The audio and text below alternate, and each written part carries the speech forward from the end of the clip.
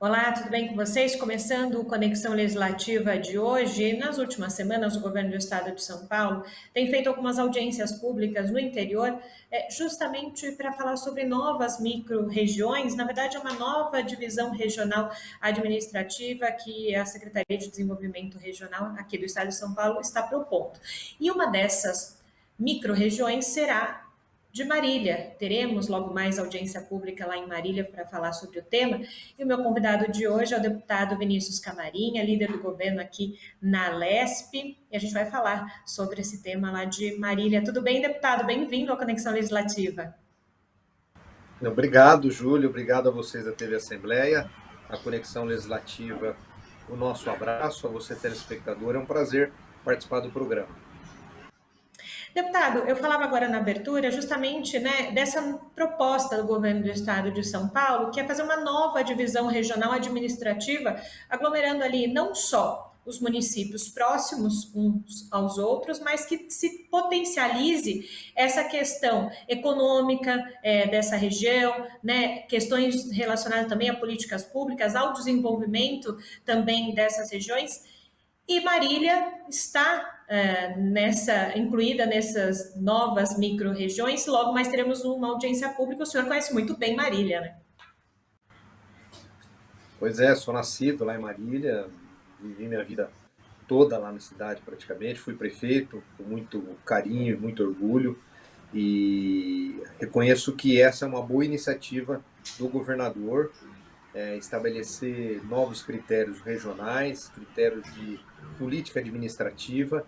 Isso no intuito, Júlio, de você proporcionar uma melhor estratégia de investimento, custo-benefício, localização, investimentos que possam ser regionais, discussão organizada, consorciada entre municípios, fazer com que o recurso público produza mais e de forma racional, atendo o maior número de pessoas. E são essas as intenções dessa nova reorganização administrativa do Estado. O governador já anunciou várias regiões administrativas, né, que são também aglomerados urbanos, também no nosso Estado. E isso é muito bom, é uma gestão moderna, uma gestão que procura encontrar solução para os problemas que nós temos. Evidentemente que o poder público precisa agir rápido, e essa é uma das estratégias a mais que nós temos para enfrentar esse problema. E o senhor falou justamente dessa questão da modernização, né, de administração pública, né? A gente sabe que muitas cidades do interior paulista, até pelo seu tamanho e afins, não é o caso de Marília, mas outras cidades do interior sim, precisam ter uma melhor definição nessa questão política, administrativa, e às vezes, por si, sozinha ela não consegue, né? Quando você tem ali um grupo de municípios com relação à administração pública, políticas públicas, investimento, é mais fácil de se conversar, digo assim, né? Às vezes uma cidade não tem o know-how, uma vizinha pode ter e pode se ajudar. Eu imagino que quando se fala em modernização, essa seja a proposta também do governo, né? De auxiliar uma cidade e outra, né? Você que é telespectador e que às vezes não fica tão ligado no dia a dia das decisões políticas. Então, assim, nós vamos ter as regiões metropolitanas, são as cidades maiores, as maiores cidades do estado. Depois nós temos os aglomerados urbanos e depois nós temos as micro-regiões. Tudo isso dividido conforme as condições de cada cidade e as condições regionais. Vou te dar um exemplo. Nós aprovamos semana passada a regionalização do saneamento básico. O que significa isso? Nós dividimos o estado em 4 regiões e essas regiões delimitadas por municípios, não necessariamente geograficamente, mas cidades próximas, que irão conjuntamente buscar investimentos para o saneamento básico. Saneamento e água, e tratamento de esgoto. Então, por exemplo, você tem uma obra que é uma lagoa de tratamento. Essa lagoa de tratamento ela pode tratar o esgoto não só de uma cidade, mas de 3, 4, 5 ou 10 cidades. Então você une esforços, faz um único investimento, isso acaba tendo um custo melhor para o município e para o Estado e para o contribuinte. E essas novas organizações que o Estado está propondo, busca você discutir tantas outras políticas públicas também. Eu penso que nós devemos também discutir o resíduo sólido, lixo, aterro, reciclagem. Isso tudo é muito complexo. Você precisa ter uma boa estrutura. Você tem diversos modelos de tratamento de lixo com alta tecnologia, uns que produzem energia, outros que produzem plasma, outros que produzem algum tipo de benefício para o município, produzem gás, por exemplo. Então, e nem sempre todos os municípios, aliás, a grande maioria dos 645 municípios do nosso estado, são municípios que são municípios pequenos. São municípios que às vezes não têm toda uma estrutura logística com amparo de tecnologia que possa desenvolver um projeto como esse. Então, um exemplo é essa regionalização que vai poder proporcionar uma discussão regional como essa. É muito bom. Isso também pode ser revertido também para a saúde pública. Vou te dar um exemplo aqui, Júlia. Você tem, por exemplo, vou dizer uma conquista que aconteceu na minha cidade, que foi um equipamento chamado PET-scan. O equipamento PET-scan é um equipamento de saúde que trata de diagnóstico de câncer. É um equipamento super moderno, por sinal. Custa quase 5 milhões de reais. Seria bom se nós tivéssemos um em cada cidade, mas é praticamente inviável.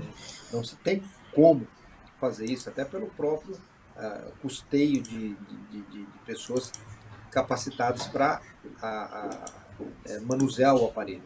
Então, nós fizemos uma aquisição para Marília. O hospital da Universidade de Marília vai fazer o atendimento aos pacientes da nossa cidade e de 62 municípios da região. Então, isso é uma discussão de saúde pública, é uma discussão regional de saúde pública. Então, são essas as organizações de consórcio e de novas demarcações regionais que promoverão uma melhor utilização dos recursos públicos, como esse que eu acabei de citar na área da saúde. Então, é um bom investimento, é uma boa sacada do governador no intuito de nós aperfeiçoarmos as ações públicas no nosso estado. E esse aperfeiçoamento, não é, deputado, significa ser mais efetivo também nos seus gastos públicos, porque imagino que seja uma grande preocupação você despender tanto tempo para uma obra, ou mesmo essa verba para essa obra, né? Você otimiza várias questões aí e devolve ou não deixa os cofres públicos também se desonerar, né? Se pensa isso. Então, é muito importante que as pessoas entendam que essa nova configuração que está sendo proposta para acelerar também essa questão econômica. A gente sabe que nesse momento de pandemia e pós-pandemia vai ser essencial para o crescimento das cidades e das regiões aqui no estado de São Paulo. Desculpa, cortou, Júlio, eu não te ouvi, desculpa. Imagina, eu dizia assim que justamente essas questões que o senhor levantou também significam não onerar os cofres públicos além do que eles precisam ser feitos, né? Significa, nesse momento de pandemia, que a gente sabe o quanto a economia está sendo afetada, dar uma possibilidade para essas regiões conseguirem, nesse pós-pandemia, não patinarem, né? Exato, exato. Um outro exemplo, né, para a gente deixar a nossa entrevista bem clara. O tratamento de esgoto e o tratamento de água que nós aprovamos de modo regionalizado, ele tem um prazo legal de até 2033 nós provermos para a população 90% do esgoto tratado e 99% da água encanada. Só que isso custa quase 15 bilhões de reais. Quase 15 bilhões de reais. Então, imagina o grau de investimento, a quantidade de recurso público para ser investido nessas regiões e quantidade de projetos, de estrutura, de inteligência para a gente implementar isso, se fosse individualizado. Então, as regiões agora, consorciadas entre municípios, os municípios eles farão adesão ou não, vão poder discutir isso com uma eficácia melhor. Por exemplo, você pega uma cidade de porte médio a grande, ela tem uma estrutura de engenheiros, de projetistas, que podem com mais facilidade desenhar um projeto de tratamento de bacias, de esgoto, de poços profundos. Já uma cidade de 3, 4 mil habitantes possui uma estrutura menor, que às vezes não consegue sozinha prover um procedimento como esse. Então, tudo isso é nessa organização. Economia, um ajudando o outro, melhorar o desembolso do recurso público para melhor atender a população. Então, essa é a ideia da reorganização político-administrativa do Estado. E a gente está falando de Marília, né? Para quem nos assiste agora e não conhece, Marília fica ali na região centro-oeste aqui do estado de São Paulo. Eu gostaria, deputado, que o senhor falasse para quem nos assiste agora em que Marília contribui hoje para essa questão econômica e desenvolvimento da região. E como que Marília se torna fundamental nessa micro-região para impulsionar também essas outras cidades ao seu redor? Bom, primeiro, agradeço por poder estar falando aqui da nossa cidade. Marília já é considerada uma região administrativa do Estado, portanto, nós temos lá na cidade todas as representações administrativas da capital lá. O que significa isso? Existe uma regional da educação na cidade de Marília, existe uma regional da saúde em Marília, uma regional do desenvolvimento social, do departamento de água e energia elétrica, que é o DAEI, e assim por diante. Então a cidade ela já possui essas condições regionalizadas. Uma cidade que se desenvolveu muito ao longo do tempo, de forma próspera, rápida, uma cidade jovem, de pouco mais de 90 anos, mas que, através do início do agronegócio, da pecuária, do café, sobretudo, teve um salto fantástico também para a indústria de alimentos, que nos últimos 30 anos se destacou de forma significativa, com grandes empresas da cidade e outras empresas multinacionais que também chegaram no nosso município. E agora nós estamos tendo um crescimento fantástico de empresas de TI, tecnologia de informação. Marília hoje possui mais de 100 empresas voltadas a TI, tecnologia de informação, que é hoje o grande negócio no momento, né?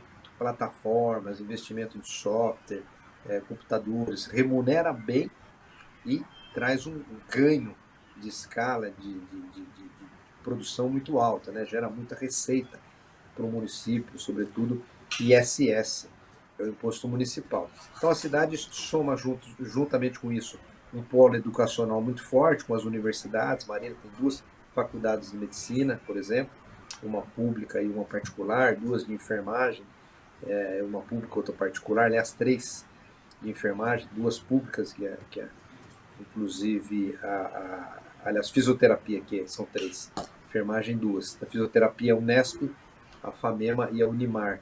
É uma cidade que tem universidades públicas, privadas, cursos renomados como esses que eu acabei de dizer, odontologia, por exemplo, também, e que isso traz um movimento muito importante para a nossa cidade.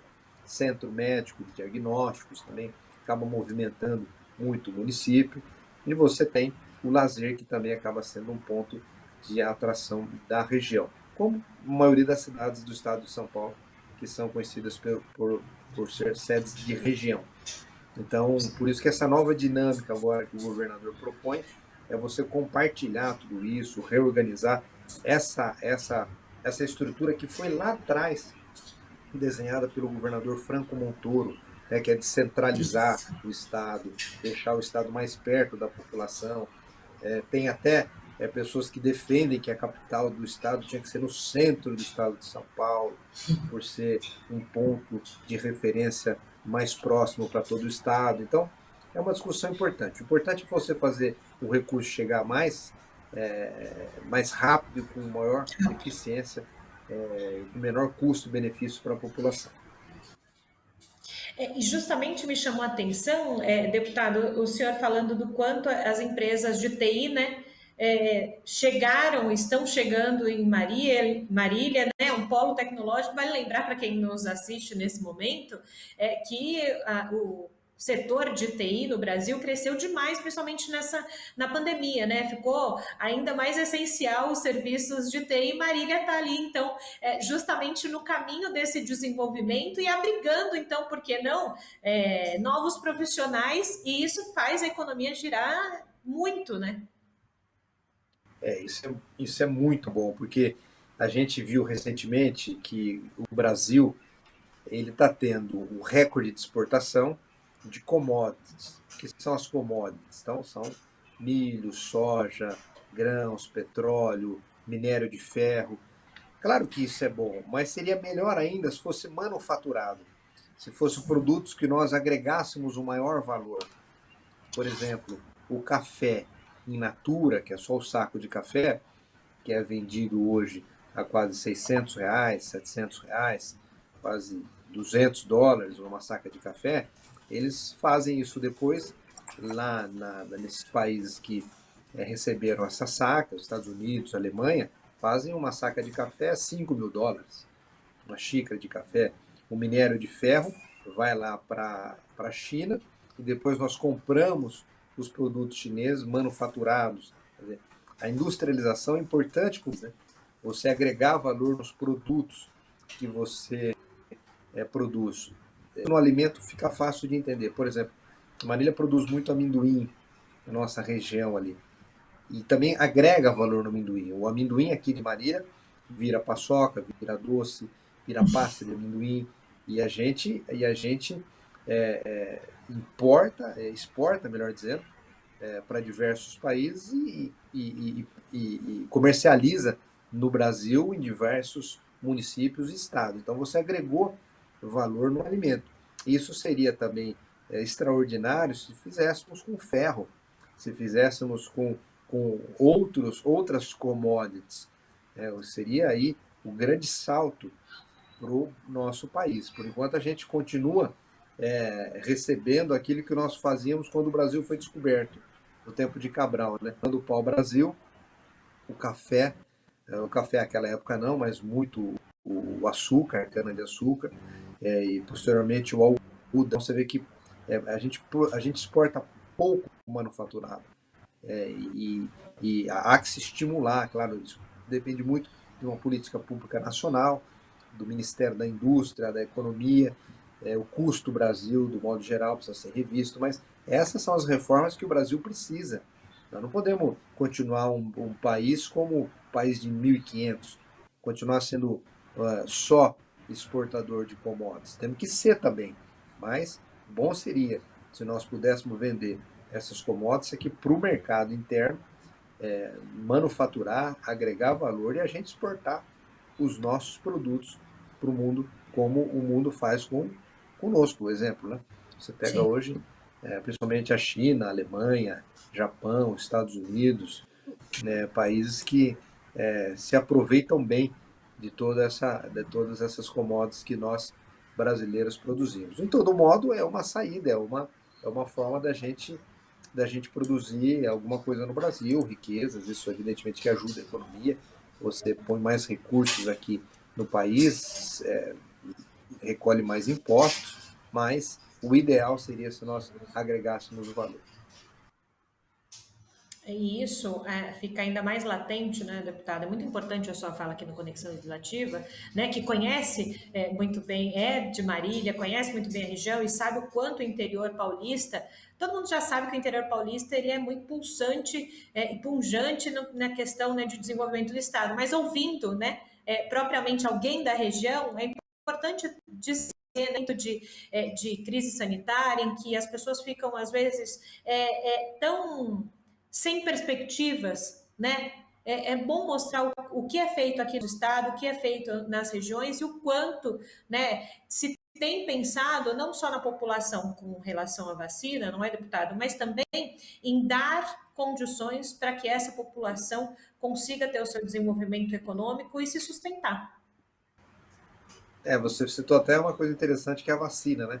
Você vê como um país com tecnologia, conhecimento, consegue ela mesma se autoproteger e depois exportar esse conhecimento para o mundo. O Brasil ficou no meio do caminho, precisou importar o IFA, que é a matéria-prima da vacina, para o Butantan depois poder finalizar a vacina. Bom seria se nós tivéssemos desde o início toda essa tecnologia, esse conhecimento.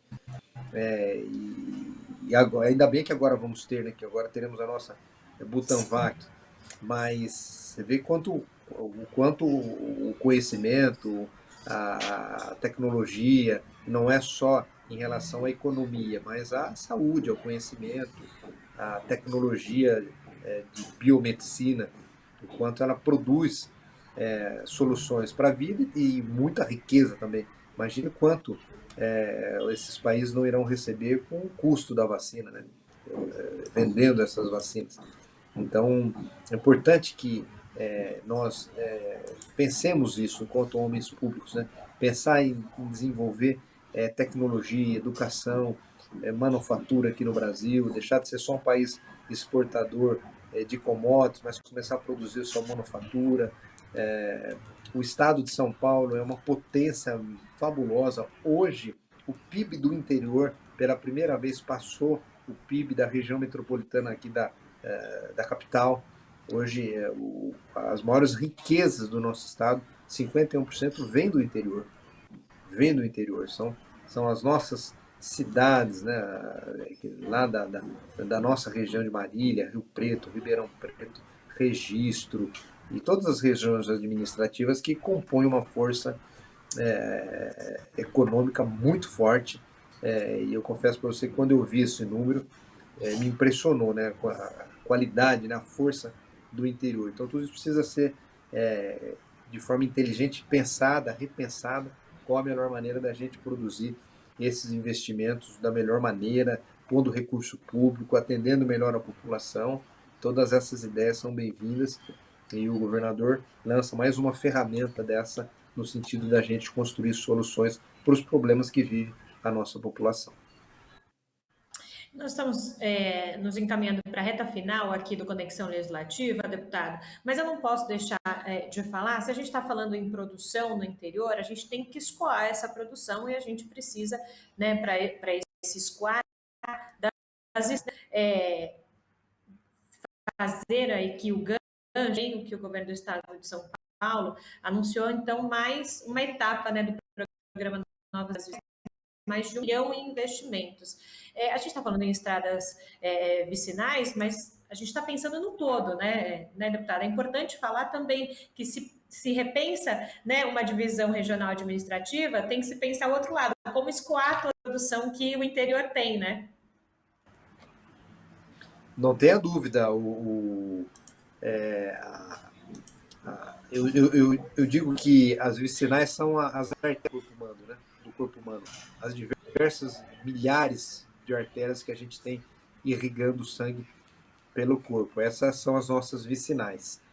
E não tem como você, por exemplo, escoar a produção agrícola do interior para Santos, para os outros estados, se você não tiver uma condição mínima de estrutura rodoviária para isso.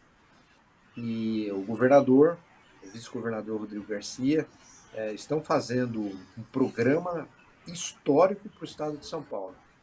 São mais de 3.000 quilômetros de vicinais que estão sendo recuperadas.